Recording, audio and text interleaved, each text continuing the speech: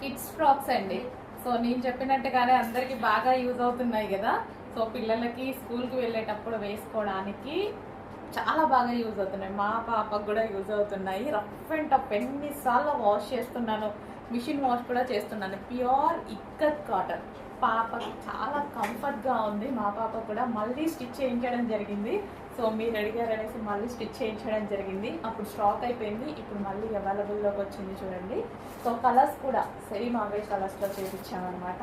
So మా పాపకు కూడా డైలీ వేస్తున్నాను, మంచిగా మిషన్ వాష్ చేస్తున్నాను, హ్యాపీగా ఉంటుంది. కాటన్ కదా, సో పాపకు కూడా చాలా బాగా అనిపిస్తుంది. సో బ్లాక్ కలర్, సో మంచి బ్లాక్ కలర్. సో వీటిని టై చేసినప్పుడు పాపకి బ్యాక్ నుంచి చాలా బాగా కనిపిస్తుందండి. సో ఇట్లా టై చేస్తున్నాం కదా, చాలా బాగా కనిపిస్తుంది ఫ్రాక్ నీట్గా.